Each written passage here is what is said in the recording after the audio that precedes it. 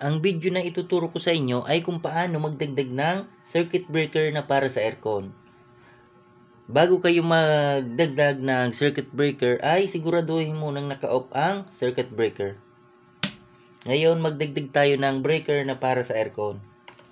Ito yung gagamitin nating breaker na para sa aircon.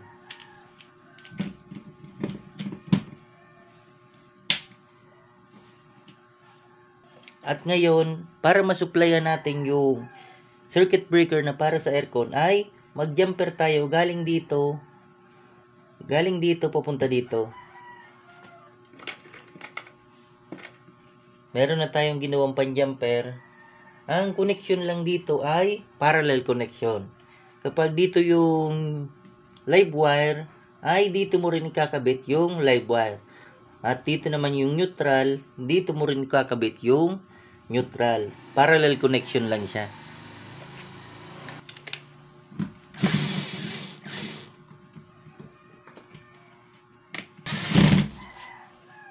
At jumper naman natin itong neutral papunta dito sa neutral, dito sa circuit breaker ng aircon.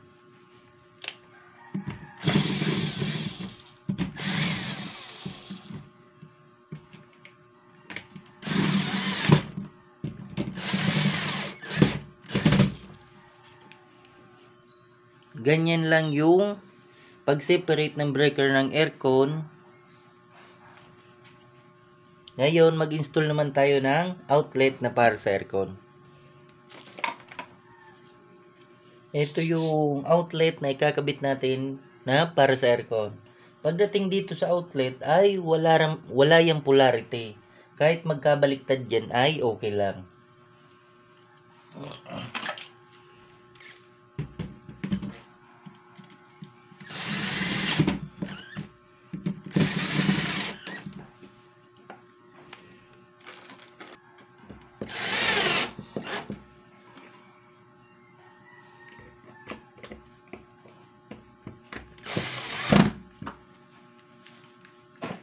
Ganyan lang yung pag-separate ng breaker ng aircon. Ngayon, i-try na natin yung breaker ng aircon.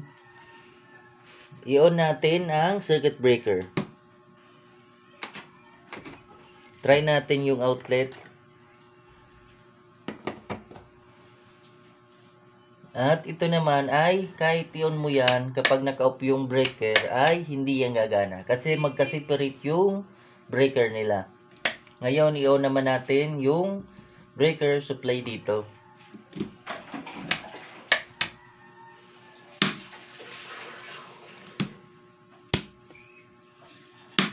Ganyan lang yung pag-separate ng breaker ng aircon.